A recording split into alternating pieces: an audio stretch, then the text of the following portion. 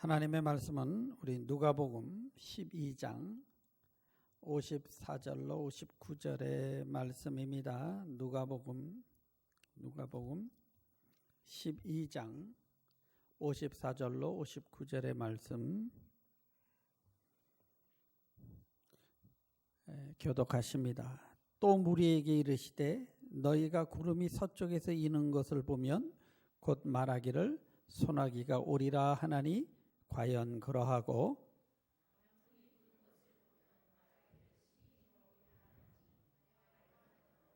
외식하는 자여 너희가 천지의 기상은 분간할 줄 알면서 어찌 이 시대는 분간하지 못하느냐? 네가 너를 고발하는 자와 함께 법관에게 갈 때에 길에서 화해하기를 힘쓰라. 그가 너를 재판장에게 끌고 가고 재판장이 너를 옥졸에게 넘겨주어 옥졸이 옥에 가둘까 염려하라. 내게 이르노니 한 푼이라도 남김이 없이 갚지 아니하고서는 결코 거기서 나오지 못하리라 하시니라. 아멘. 예수님을 평강의 왕이라고 성경은 말씀을 합니다. 우리 주님은 제자들에게도 너희가 평강할지어다 이렇게 축복을 하셨어요. 우리 주님은 원수도 사랑하라 이렇게 가르치셨습니다. 그런데 오늘 이 누가복음 말씀은 우리 예수님께서 놀랍게 전혀 다른 이야기를 하고 계시는 것 같아요. 우리 누가복음 12장 51절 한번 같이 읽죠. 12장 51절 시작. 내가 세상에 화평을 주려고 온 줄로 아느냐? 내가 너에게 이르노니 아니라 도리어 분쟁하게 하려 함이로다. 이 말씀을 들으면 이거 내가 잘못 들었나? 할 정도로 굉장히 당혹하게 되는 말씀이에요. 왜냐하면 주님이 가르쳐 주신 것과는 전혀 다른 이야기이기 때문에 그렇습니다. 그런데 실제로요, 예수님 때문에 화평하기는커녕 도리어 분쟁이 일어날 때가 많이 있어요. 가장 화평해야 할 예수 믿는 가정에도 분쟁이 일어나고 심지어 교회에도 분쟁이 일어나는 경우를 보게 됩니다. 예수님이 오신 목적이 화평케 하려고 왔는데 오늘 이 누가복음에서 12장의 말씀에서는 분쟁하게 하려 왔다 이렇게 말합니다. 복음이 전파되는 곳에는 화평이 오기 전에 먼저 갈등과 분열이 있게 된다는 뜻입니다. 이것을 우리가 믿음으로 이겨낼 때 화평이 있는 것이지 처음에는 분쟁이 일어나요. 우리가 예수를 믿으면 화평이 일어납니다. 하나님과 화평하게 되고 이웃과 화평하게 돼요. 그러나 그렇게 되기 전에는 엄청난 갈등이 일어납니다. 쉽게 복음을 영접한 사람은 많지 않습니다. 영적 전쟁을 치른 후에 예수님을 구주로 영접하게 됩니다. 가정도 마찬가지고 국가도 마찬가지예요. 우리 조선 땅에 처음에 캐톨릭이 구교가 먼저 전파가 됐지요. 1866년 병인양요 때 프랑스 함대가 양화진까지 한강이 있는데 올라왔어요. 그걸 가지고 격분했던 대원군이 이 서양 사람들에 의해 더러워진 한강물을 서학을 하는 캐톨릭 신자들이죠. 서학을 하는 자의 피로 씻어내겠다 하고요. 전부 잡아다 목을 잘라 죽였어요. 거기가 절두산입니다. 서울의 마포구 합정동에 있는 벼랑이에요. 목을 잘라 한강에 버렸다 해서 절두산입니다. 몇 명이 죽었는 줄 아십니까? 약 10,000명이 목이 잘렸어요. 그 뒤에 100년 뒤에 개신교가 들어왔습니다. 이번에도요. 선교사들이 피를 흘리고요. 핍박을 받았어요. 그 뒤로 일정 시대 때는 신사 참배 때문에 핍박을 받았습니다. 가정마다 분열이 일어났습니다. 왜? 제사 안 지낸다고. 그래서 예수 믿으면 쫓겨나고 얼마나 핍박들을 받았는지 몰라요. 진실한 크리스찬으로 살려고 하면 자연스럽게 분쟁이 일어나게 됩니다. 이것이 필연의 역사요. 성령의 인도하심입니다. 교회에서 왜 분열이 일어나는가? 원인 이렇게 겉으로는 많은데 들어가 보면 근본 원인은 관점이 틀려 그래요. 세상의 문화와 관점과 성경의 관점이 틀려요. 그래서 이게 반대될 때 충돌이 일어나게 됩니다. 그러면서 분쟁이 일어나죠. 근데 이 싸움이 영적 싸움이어야 되는데 이게 잘못해서 육신의 싸움으로 변해버리면 이게 이제 분쟁이 일어나게 되는 것입니다. 예수를 믿음으로 마음의 갈등이 일어나고 분쟁이 일어나는 것을 이상하게 생각하시면 안 됩니다. 그리고 이것을 사단은 자꾸 육적인 싸움으로 끌어내려고 속여요. 그런데 이것은 우리의 싸움은 혈과 육을 가진 자들의 싸움이 아니기 때문에 영적인 싸움이기 때문에 우리는 영적인 방법으로 기도하며 사랑하며 믿음으로 우리는 이겨나가야 하는 것입니다. 승리하는 쪽이 지배하게 됩니다. 그런데 여러분, 하나님은 반드시 승리하십니다. 왜? 하나님이 천지를 지으신 분이기 때문에 그것이 성경이 우리에게 하신 약속이에요. 그래서 하나님의 일이 생각이 통치하게 되면 하나님의 나라가 되고 성령의 인도하심을 받게 되고 그때 진정한 평강이 이루어지게 됩니다. 예수님은 이 말씀을 하신 후에 분쟁이 일어날 것이다 이렇게 하고 나서는 뭐라고 하냐면 시대를 분별해라 이렇게 말해요. 누가복음 12장 54절 55절 우리 함께 읽어보지요. 시작. 또 무리에게 이르시되 너희가 구름이 서쪽에서 이는 것을 보면 곧 말하기를 소나기가 오리라 하나니 과연 그러하고 남풍이 부는 것을 보면 말하기를 힘이 더우리라 하니 과연 그러하니라. 무슨 말이냐면 팔레스타인 지방은 서쪽은 지중해지요. 지중해 쪽에서 바람이 불어오기 시작하면 습한 바람이 불어옵니다. 그러면 비가 오게 돼 있죠.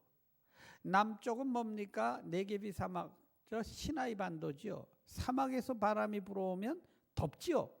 날씨가 이제 더워지겠구나 이렇게 깨닫는다는 거예요. 너희는 날씨도 바람 부는 걸 가지고 분별할 줄 알면서 왜 시대를 분별할 줄은 모르느냐.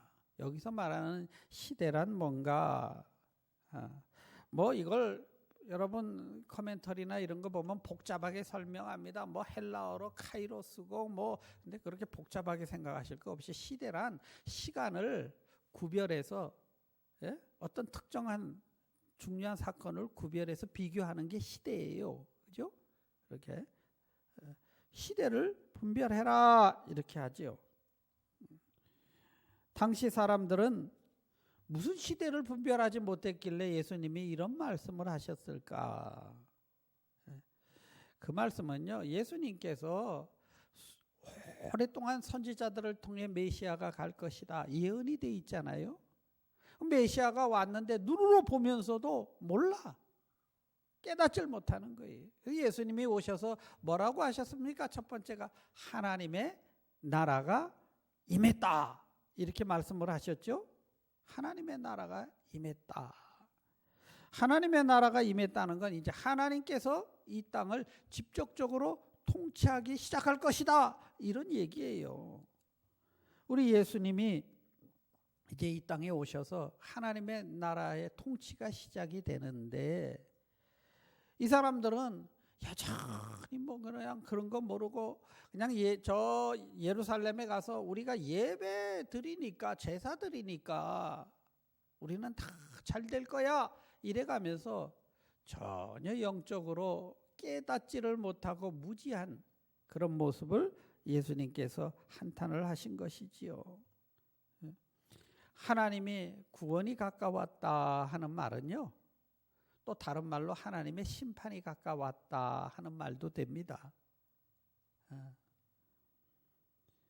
왜냐하면 하나님의 나라와 이 세상의 나라는 충돌하게 돼 있어요. 빛과 어둠이 함께 하지를 못합니다. 그래서 하나님의 통치가 시작됐다는 것은 세상의 통치가 끝났다 하는 말과 같은 말이 되겠어요. 심판의 때가 가까웠는데도 깨닫지 못하고 우리는 잘 될 거야, 우리는 아브라함의 후손이야, 우리는 이래가면서 있는 그들을 향해 예수님께서 이 외식하는 자들아, 이 위선자들아 하면서 너희는 어떻게 그렇게 세상이 변해가는 것을 모르고 있느냐, 예수님께서 그렇게 말씀을 하셨지요. 영적 무지를 꾸짖는 거예요. 아니 성경에 예언된 그대로 예언된 메시아가 와서 할 것을 그대로 예수님이 행하는데도 보면서도 못 깨닫는 거예요. 그것을 말하는 것입니다. 그 거짓된 마음을 돌이키지 않는 이유가 저들의 위선, 종교성이죠. 종교성. 신앙으로 받아들이지 않고 종교로 받아들였기 때문에 그들은 보면서도 몰라보고 들으면서도 못 깨닫고 그런 모습이 된 것이지요.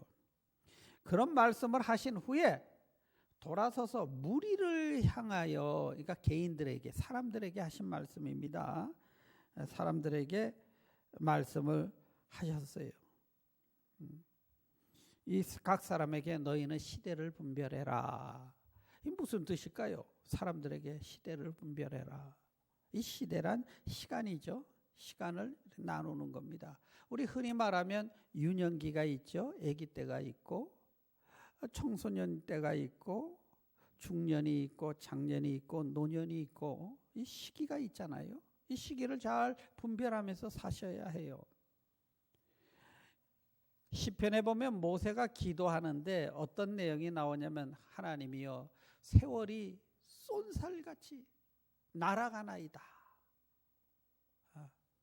정말 빠르지요. 벌써 11월 달이 됐습니다. 그죠? 휙 하고 지나가지요. 세월이 이렇게 빠른데 하나님 내게 나의 남은 생애의 시간을 계수하면서 살 수 있는 지혜를 주옵소서. 이렇게 기도를 해요. 착각하지 않게 해달라는 거지요. 청소년이 노인처럼 생각하면 그 애늙은이죠. 또 다 늙은 사람이 저 애들처럼 생각하면요, 이것도 철없는 사람이죠. 우리가 때를 따라서 나의 남은 생의 시기를 잘 분별하면서요, 우리가 그렇게 아름답게 살아야 합니다. 하나님은 잠언서의 말씀에 때를 따라 아름답게 지으셨다 이렇게 말해요. 그러니까 청소년 때는 청소년 때에 맞게 아름답게 하셨고, 할렐루야. 그러니까 봄에는 봄이라서 좋은 거고, 여름은 여름이라서 좋은 거고, 가을은 가을이라서 좋은 거고요. 다 하나님께서 때를 따라 이렇게 했으니 자기의 그 때를 잘 분별하면서 준비할 줄 아는 그런 인생이 멋있는 인생이죠. 여러분과 저에게도 이 때를 따라 남은 생애를 계수할 줄 아는 지혜가 있게 되기를 주의 이름으로 축원합니다. 그게 진짜 지혜예요. 근데 이 시간이라는 게 참 지나고 나서야 깨달아. 지나고 나서. 그래서 살면서 시간이 교훈이다 이러죠. 잠언서의 말씀이 또 그런 말씀이 있지만 우리 서양 속담에 이런 말이 있어요. 직역을 해서 처음 읽으면 무슨 말인지 잘 모르는데, 인생은 겪어봐야만 이해할 수 있는 교훈들을 교훈들의 연속이다. 시간은 위대한 스승이지만 불행히도 결국엔 자신들의 모든 제자를 죽이고 만다. 무슨 말이냐면 시간이 선생이라는 거예요. 세월이 지나고 나니까 배웠다는 거예요. 근데 뭡니까? 배우고 나니까 늦었다는 거죠. 그런 뜻이 되겠습니다. 세월 가고 나서야 깨닫지요. 그때가 참 좋은 때였는데. 그리고 후회를 해요. 죽을 때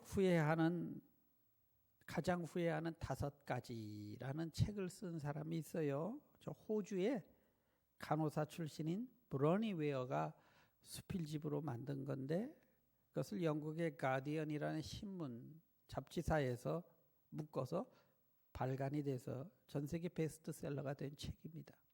근데 그녀가 말기 암에 걸린 환자들이 있는 병동에서 쭉 간호사 생활을 하면서 느낀 거예요. 사람들이 공통적으로 후회하는 게 다 비슷비슷하더라는 거예요. 그런데 놀랍게 그때는 뭐 돈을 많이 못 가진 거, 큰 집에 못 산 거, 뭐 이런 게 아니더라는 거예요. 내가 무슨 권력을 못 잡아본 거 이런 게 아니고 그냥 5가지가 있대요. 그녀가 보니까 첫째, 내가 왜 이렇게 솔직하게 나 자신에게 살지 못했을까? 그러니까 손 체면 때문에, 남들이 나를 어떻게 생각할까? 뭐 이런 것 때문에 나의 인생을 살아보지 못한 것. 이게 제일 후회스럽다고 말하더라는 겁니다. 둘째는 내가 뭐 때문에 그렇게 힘들게 일만 하면서 살았을까? 이걸 후회한대요. 직장 생활하고 장사하고 사업하고 쳇바퀴 돌듯이 쭉 하고 하면서 정작 중요했던 것, 가족들과 좀 같이 시간을 보내지 못하고 뭐 그랬던 것들을 그렇게 후회한다고 합니다. 여러분, 혹시 여러분이 맨날 이런 얘기하죠. 우리 돈 모아서 유럽 여행 가자. 그날이 올까요? 안 올까요? 오기를 축원합니다. 그런데 거의 안 와.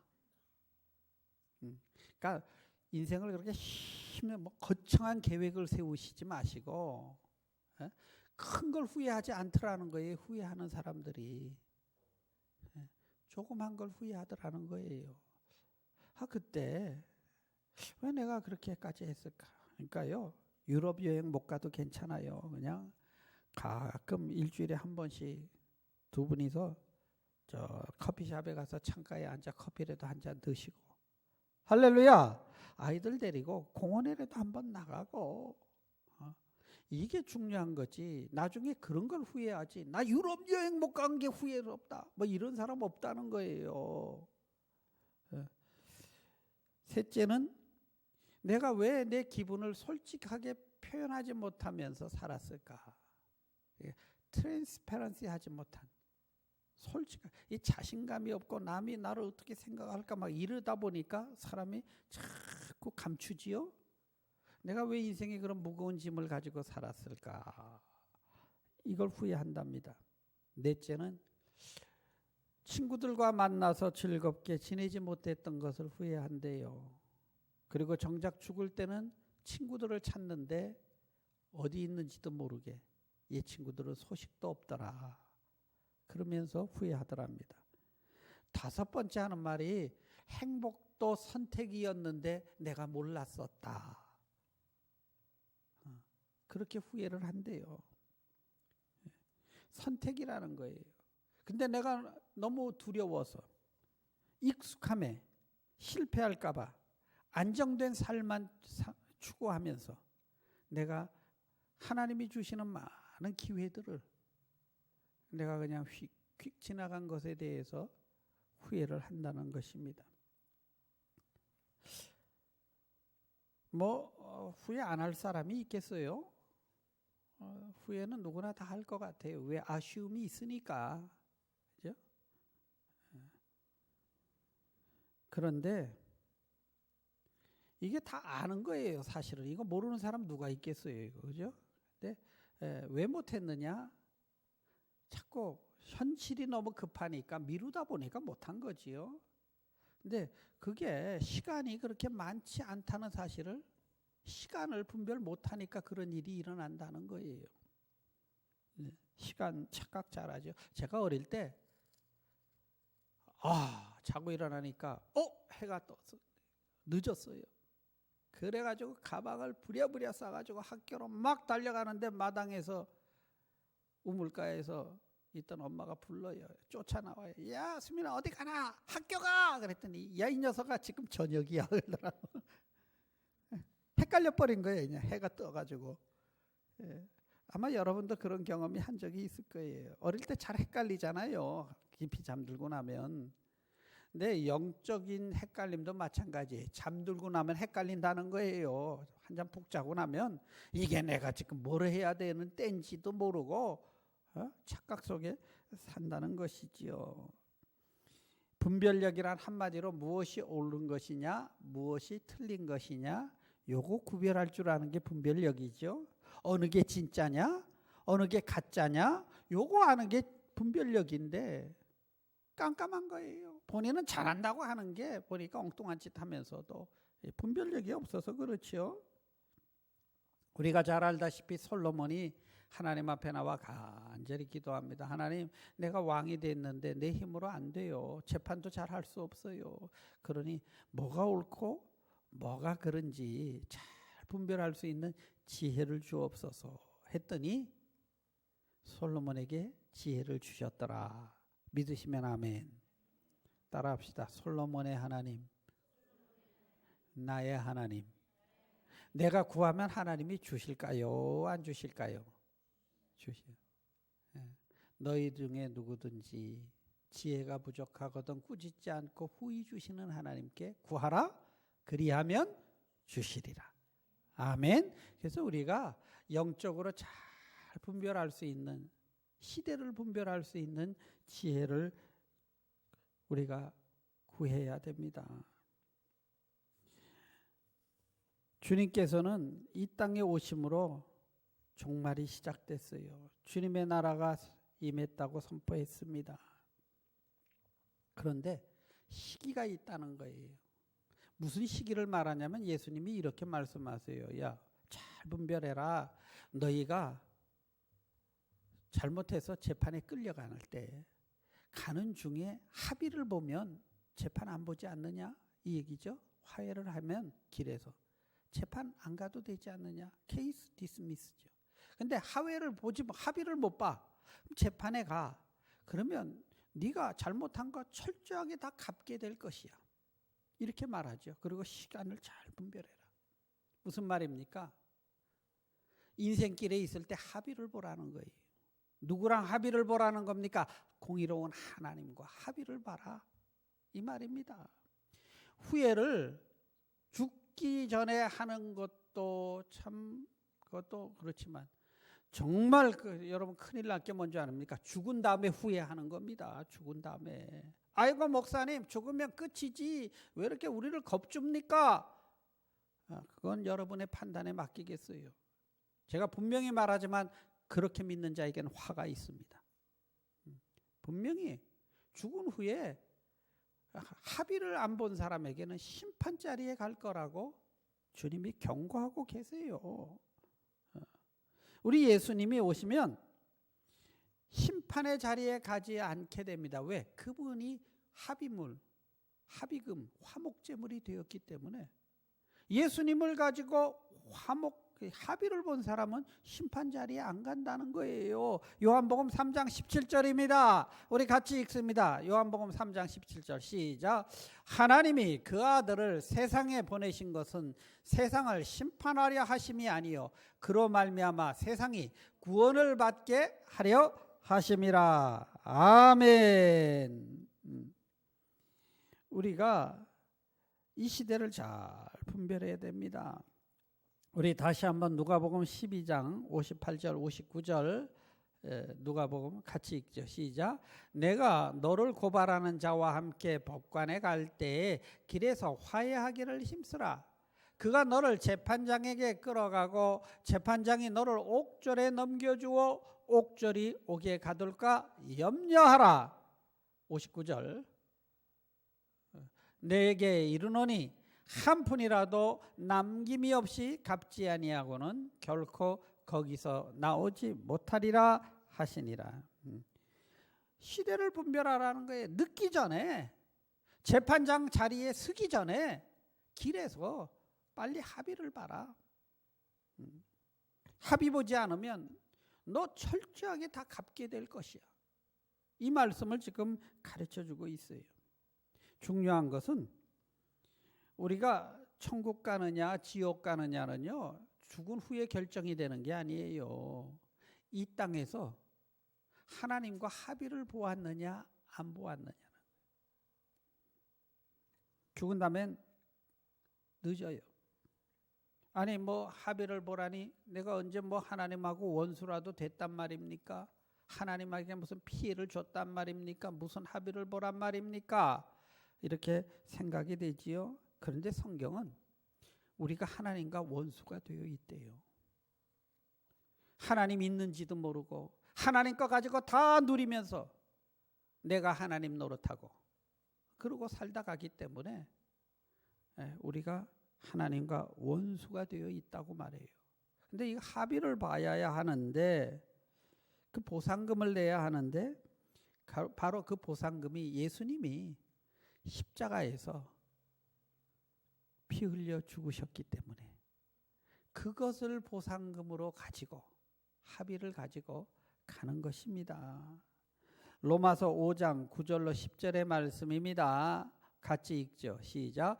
그러면 이제 우리가 그의 피로 말미암아 의롭다 하심을 받았으니 더욱 그로 말미암아 진노에서 구원을 받을 것이니 곧 우리가 원수 되었을 때 그 아들의 죽으심으로 말미암아 하나님과 화목하게 되었은즉 화목하게 된 자로서는 더욱 그의 살아나심으로 말미암아 구원을 받을 것이니라. 아멘. 우리 예수님이 화목 제물로 합의금으로 오신 거예요. 그래서 그분이 내가 죽어야 할, 내가 치러야 할 죄값을 그분이 대신 치루어 주신 것입니다. 그 합의 문서를 가지고 가면 케이스 디스미스, 심판의 자리에 서지 않고 이게 해결되지 않으면 너 가서 너 행한 대로 다 갚게 될 거야. 이 말씀이 오늘 본문의 말씀이죠. 후회하지 않을 사람 없지만 죽은 다음에 후회해서 잠깐 인생이 아니죠. 영생의 실패죠. 보통 문제가 아닙니다. 내 행한 대로 갚으리라. 저는 예수께서 죽기 전에 엘리 엘리 라마 사박다니 하나님이여 하나님이여 왜 나를 버리시나이까. 야, 사람이 죽으면 본심이 나오는구나. 예수도 큰 소리 치더니 이렇게 하는구나. 저는 그렇게 생각했어요. 이제 하나님 참 재밌어요. 내 속을 너무 그분이 잘 아셔. 그래서 저를 은혜를 주실 때 저를 꿈속에서 지옥에다 던져버리셨어요. 한없이 떨어지면서요. 제가 울다가 하나님이여 하나님이여 왜 나를 버리시나이까. 울부짖었어요. 그때 나를 붙들어 주셨어요. 그리고 나서 보니까 십자가상에서 예수님이 비명을 지르시던 그 비명은 내가 질러야 할 비명을 그분이 대신 갚아주신 것입니다. 이해되시면 아멘 하십시다. 하나님은 철저하게 우리의 죄값을 대신 우리 주님은 갚으신 거예요. 그것을 믿고 그 피를 의지하여 우리가 하나님 앞에 믿음으로 담대하게 나가게 되는 줄로 믿습니다. 판결문을 가지고 가는 거예요. 합의문을. 그러면 재판의 자리에 서지 아니하고 우리는 영생에 들어가게 됩니다. 성도 여러분, 여러분이야 다 이미 예수님을 믿고 합의를 본 사람들이 대부분이겠지만 혹시나 아직까지 여러분 정말 예수님이 나 때문에 내 대신 돌아가신 것을 여러분이 한 번도 고백을 안 했다면 진심으로 고백하시고 그 예수의 이름 붙들고 우리가 저 요단강까지 건너가게 될 줄로 믿습니다. 시대를 잘 분별해야 돼요. 늦기 전에, 늦으면 끝난다는 거예요. 그리고 또 그뿐만이 아니라 이 시대가 참 예수 믿기 참 어려운 시대가 돼갑니다. 혼미해져요. 얼마나 세상이 격변하고 이상한 소리가 들리고 하는지요. 저는 꼭 나이 탓만은 아닌 것 같아요. 제가 이렇게 기도 생활을 해보면 기도가 갈수록 힘들어져. 너무 혼란스럽고 번잡하고 뭘 왜 이렇게 볼래? 옛날 목사님들은 그냥 교회 예배당에 앉아서 말씀이나 전하고 기도만 해도 됐는데 뭐 그렇게 해야 할 일들이 많고 해결해야 될 일들이 산더미 같은지요. 아주 혼란스럽게 만드는 세상이 돼갑니다. 여러분, 이 말세에 시대를 잘 분별하기를 주의 이름으로 축원합니다. 우리 요한계시록 12장 12절을 한번 볼까요? 요한계시록 12장 12절 시작. 그러므로 하늘과 그 가운데에 거하는 자들은 즐거워하라. 그러나 땅과 바다는 화 있을진저 이는 마귀가 자기의 때가 얼마 남지 않은 줄을 알므로 크게 분내어 너희에게 내려갔음이니라. 예수님이 십자가에서요 그 값을 치르고 나니까 이 마귀가 광분을 해가지고 세상에 나와 격동을 시킨다는 거예요.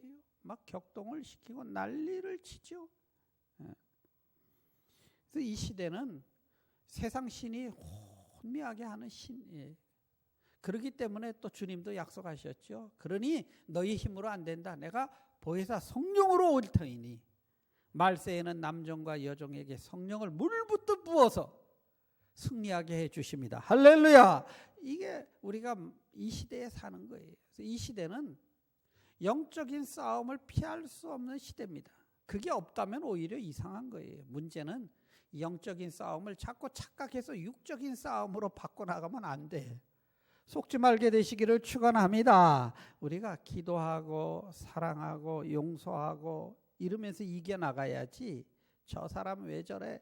그러면 안 되죠. 이 마귀를 성경에서 보니까 거짓의 압이라 그랬고 시기, 질투, 음란, 폭력, 가난 이런 것들로 택함 받은 자라도 흔들어내려고 한다는 거예요. 거짓의 압이라는 게 무슨 뜻일까요? 거짓의 압이다. 모르겠어요, 여러분? 저 한국에 가면요 식당마다 TV에 나왔던 그 집 원조, 그죠? 많이 붙어 있죠. 거짓의 원조라는 거예요, 원조. 그러니까 막 누가 거짓말을 해. 그러면 이건 누가 했어? 이렇게 따지고 들어갈 필요가 없어. 왜? 어디서 나온 건 줄 아십니까? 원조가 누구라고요? 마귀라고요.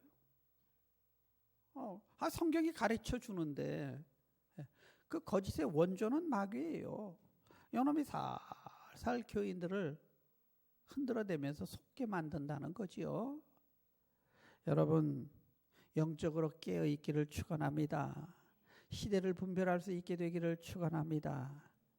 일할 수 없는 날이 곧 와요. 어영부영하다 보면 한 세상 휙 지나갑니다. 하나님이 정해주신 때 그 시기에 맞게 우리가 분별하면서 지혜롭게 살아야 합니다. 그리고 그 때를 여러분 좀 기쁘게 하나님이 때를 따라 아름답게 지으셨으니까 여름은 여름답게 봄은 봄답게 그죠? 나는 겨울이 싫어요 하는데 겨울도 참 좋아요. 지금은 많이 없어졌지만 옛날엔 크리스마스 카드가 있었죠. 그 카드에 보면 한방눈이 확 내린 밤에 오두막집 불이 환히 켜져 있는 모습 얼마나 아름답습니까? 그죠? 인생은 때를 따라 하나님이 아름답게 지으셨어요. 그리고 그 때를 분별하면서 기쁘게 사십시다. 그리고 영적인 싸움에서는 승리하십시다. 싸움은 피할 수 없어. 반드시 승리는 합니다. 할렐루야. 자꾸 그 영적인 싸움을 속아서 육적인 싸움으로 여러분이 착각하지 않기를 축원합니다.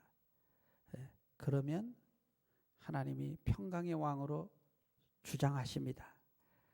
우리가 평강의 사도가 되기를 주의 이름으로 축원합니다. 우리 기도하십니다. 주님, 사단은 우리를 속이고 시기하고 질투하고 음란하게 하고 격동시키며 택함 받은 자라도 우는 사자처럼 삼키려고 하는데 너희는 깨어 있으라 하신 하나님, 우리가 영적으로 세상의 자장가에 잠들지 말아야 되겠습니다. 세상이 너무나 여러 가지를 만들어내고 복잡하게 하고 갖고 싶은 것 많게 만들어서 인생이 뭐가 중요한지를 모르고 허겁지겁 죽도록 일만 하고 돈만 모으다가 아까운 인생 헛살았구나 하면서 가게 되는데, 대부분의 인생이 그렇게 후회하고 죽고 나서도 후회를 하는데, 하나님, 웬 은혜인지 하나님의 음성이 우리 귀에 들리게 하시고 주의 말씀이 믿어지게 하셨으니 감사합니다. 우리 택함 받은 자답게 말세에 모이기에 힘쓰게 하시고 합심해 기도하게 하시고 사랑하게 하시고 서로를 용서하고 쓰다듬을 수 있는 위로의 자들이 되게 하셔서 영적 싸움에서 아버지 늘 승리할 수 있도록 주여 축복해 주옵소서. 예수님의 이름으로 간구 기도드립니다. 아멘. 우리